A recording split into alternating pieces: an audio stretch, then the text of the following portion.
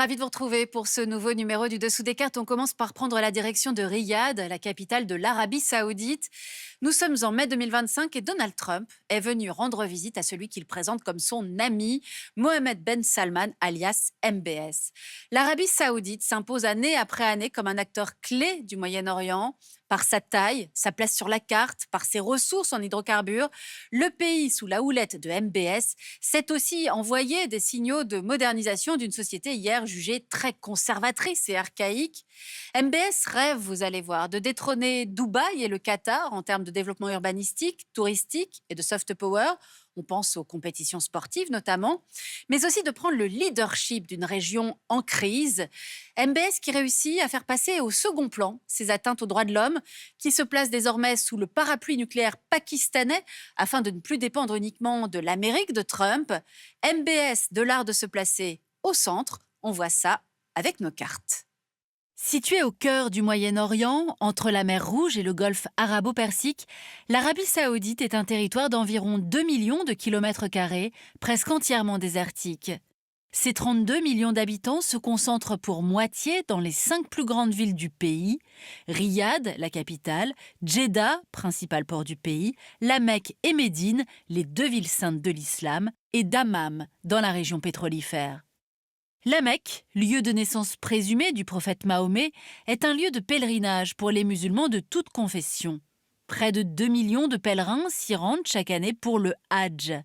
Le tourisme religieux dans son ensemble rapporterait au royaume l'équivalent de 20 milliards d'euros, la deuxième source de revenus du pays. Car la première ressource de l'Arabie saoudite, c'est bien sûr le pétrole. Elle est actuellement le deuxième producteur mondial et premier exportateur, avec plus de 7 millions de barils par jour. Historiquement, l'or noir a fondé les relations entre l'Arabie saoudite et les États-Unis, lorsqu'en février 1945, le roi Abdelaziz Al Saoud, fondateur du royaume qui porte son nom, a signé avec le président Roosevelt le pacte du Quincy. Ce pacte assure l'accès des États-Unis au pétrole saoudien en échange de la protection militaire américaine du royaume. Dépendance totale au pétrole et influence des conservateurs religieux, voilà les deux emprises dont le prince héritier, Mohammed Ben Salman, entend se défaire progressivement. MBS est l'un des 500 petits-enfants du roi Abdelaziz Al Saoud. En 2015, alors qu'il a 30 ans, il est nommé ministre de la Défense par son père, le roi Salman, mais il prend rapidement les rênes du pays en évinçant ses rivaux au sein de la dynastie. En 2017, au prétexte d'une campagne anticorruption, 400 oligarques sont ainsi arrêtés au Ritz-Carlton de Riyad. Parmi eux, le milliardaire Al-Walid Ben Talal. Ce cousin de MBS avait en charge la construction de la fameuse tour Jeddah, qui devait être la première au monde à dépasser 1 kilomètre de hauteur et dont les travaux ont donc été interrompus pendant 6 ans. Alors voyons maintenant l'Arabie à laquelle rêve MBS, avec d'abord Vision saoudienne 2030, le plan de modernisation du pays présenté en 2016 et qui prévoit l'investissement dans les nouvelles technologies et la création d'une société nationale d'armement. Autre projet, la modernisation des ports de Jeddah et de Jizan pour concurrencer le port de Dubaï.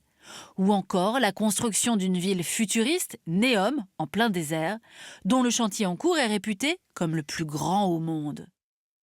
Inspiré par sa rivale Dubaï, MBS entend également développer une véritable industrie du tourisme. Alors arrêtons-nous sur le projet Alula. Oasis de la province de Médine, Alula, c'est le berceau de plusieurs civilisations antiques, notamment les Nabatéens. Des fouilles ont été menées par des équipes internationales d'archéologues et la construction d'hôtels et de transports doit transformer, d'ici 2035, ce territoire grand comme la Belgique en un gigantesque circuit de tourisme historique. Ouverture au tourisme donc, et aussi à la pop culture. À Riyad, le nouveau festival de musique Soundstorm tente de faire venir les plus grandes stars mondiales, une révolution dans ce pays où les concerts étaient encore interdits il y a 10 ans. Parallèlement, une soixantaine de cinémas ont ouvert dans le royaume, notamment à Riyad, alors que les projections étaient jusqu'alors prohibées. Enfin, avec un budget de 850 millions d'euros, l'Arabie saoudite développe son championnat de football en recrutant des stars des championnats européens. La FIFA a d'ailleurs décidé d'organiser la Coupe du Monde 2034 en Arabie saoudite, entraînant là encore des projets de stades titanesques. Enfin, sur le plan des mœurs, depuis 2018, les femmes sont autorisées à conduire. La ségrégation homme-femme dans les restaurants a été abolie et la police des mœurs mise en veilleuse. Il n'en demeure pas moins que des vagues d'arrestations visent à étouffer toute critique de la politique du régime, qu'il s'agisse de dignitaires religieux ou de militants de droits de l'homme. Salma Al-Sheab, une étudiante de l'université de Leeds en Angleterre, a ainsi passé 4 années en prison pour avoir partagé des messages en faveur des droits des femmes. Rappelons enfin qu'en 2024, au moins 345 condamnations à mort ont été exécutées, selon Amnesty International. Alors qu'il se rêve le destin d'un monarque éclairé, MBS, on l'aura compris, cache en fait une main de fer. Le 2 octobre 2018, rappelez-vous, le journaliste Jamal Khashoggi, très critique vis-à-vis de MBS, est assassiné au sein du consulat saoudien d'Istanbul. Alors comment MBS est-il parvenu à surmonter ce scandale jusqu'à s'imposer au cœur de la diplomatie mondiale? C'est ce qu'on va voir maintenant. Rappelons d'abord que l'Arabie saoudite sunnite et l'Iran chiite polarisent les deux branches principales et rivales de l'islam au Moyen-Orient. Une divergence religieuse qui a été le ferment de plusieurs crises entre les deux pays. Ainsi, en mars 2015, alors qu'il vient d'être nommé ministre de la Défense, MBS engage son pays dans une guerre au Yémen pour contrer la rébellion des Houthis. Ce mouvement hostile à la famille royale saoudienne est alors soutenu militairement par l'Iran.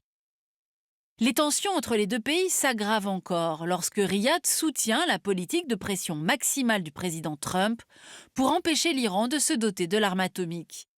En 2019, les infrastructures pétrolières d'Abqaiq et de Kouraïs sont attaquées par des drones et MBS accuse le pouvoir iranien d'en être le commanditaire.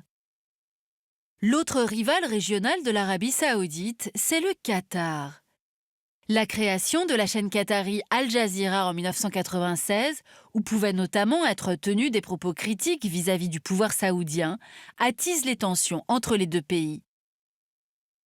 Le Qatar déplaît également à Riyad du fait de sa proximité avec le rival iranien, dont il finance certains alliés, notamment les dirigeants du Hamas palestinien. Par ailleurs, suite au printemps arabe, le Qatar soutient le nouveau président élu en Égypte, Mohamed Morsi, figure des Frères musulmans, une organisation interdite et même considérée comme terroriste par l'Arabie saoudite. L'Arabie saoudite, elle, appuie l'armée du maréchal Sissi, qui reprend le pouvoir par un coup d'État en 2013. En 2017, MBS et ses alliés du Golfe vont jusqu'à imposer un blocus aérien et terrestre à l'encontre du Qatar pour forcer Doha à s'aligner sur les positions saoudiennes. Mais cette stratégie échoue, notamment du fait de l'aide apportée par l'Iran et la Turquie au Qatar pour contourner ce blocus. Mais MBS va tirer les leçons de ces revers. Il renoue d'abord ses relations diplomatiques avec Doha. MBS et Tamim Ben Hamad Al Thani s'affichent ensemble en décembre 2022 lors de la Coupe du monde de foot organisée au Qatar. Ce sont aussi ses relations avec Israël que MBS a voulu normaliser. En 2018, MBS affirme le droit d'Israël à disposer de son propre territoire, malgré les résistances de l'establishment religieux saoudien. Et si le royaume saoudien n'est pas encore signataire des accords d'Abraham, qui visent à normaliser les relations entre Israël et les pays arabes en septembre 2020, l'Arabie saoudite a ouvert officiellement son espace aérien aux vols israéliens afin de faciliter les itinéraires vers les Émirats arabes unis. Les relations entre l'Arabie saoudite et les États-Unis sont elles aussi à la détente, depuis le retour au pouvoir de Donald Trump, plus proche de MBS que Joe Biden. À la surprise générale, en mai 2025, c'est depuis Riyad que le président américain annonce la levée des sanctions contre la Syrie. MBS s'affiche même comme l'entremetteur d'une première rencontre entre Donald Trump et le nouveau leader syrien, Ahmed al-Shara. Une série de pourparlers entre la Russie, l'Ukraine et les États-Unis a également été organisée en Arabie saoudite, du fait de la politique dite de neutralité positive du royaume saoudien. Mais c'est aussi avec la Chine que MBS a su nouer des relations diplomatiques et commerciales. Ce rapprochement a débuté en 2015 avec des investissements chinois massifs dans la construction d'oléoducs et de gazoducs. La Chine est désormais de loin le premier partenaire commercial de l'Arabie saoudite, avec 102 milliards de dollars échangés en 2024 contre 32 avec les États-Unis.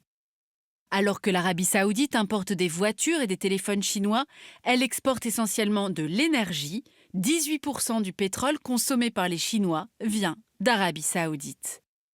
Enfin, le 10 mars 2023, c'est depuis Pékin que l'Arabie saoudite et l'Iran ont signé un accord de non-agression sous l'influence de Xi Jinping, attestant là aussi le rapprochement diplomatique de MBS avec la Chine.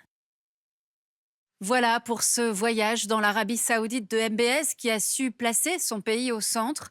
MBS qui a témoigné sa solidarité avec le rival qatari en septembre 2025 après la frappe israélienne contre des dirigeants du Hamas qui se trouvaient à Doha. Solidarité de toutes les monarchies du Golfe, soucieuses de leur sécurité et de leur souveraineté, et s'estimant trahies par l'allié américain qui n'a pas empêché la frappe israélienne. Au-delà, l'Arabie saoudite et les monarchies du Golfe vont devoir choisir de s'impliquer davantage ou non dans la région. Et pour aller plus loin, cet ouvrage de la chercheuse Fatia Dazieni, L'Arabie saoudite en 100 questions, dans la collection Texto. Ainsi s'achève ce nouveau numéro du Dessous des cartes. Rendez-vous bien sûr la semaine prochaine, même endroit, même heure. Et d'ici là, n'oubliez pas, arte.tv et nos réseaux sociaux pour retrouver l'ensemble de nos vidéos. Et n'oubliez pas de vous abonner à notre newsletter. À bientôt.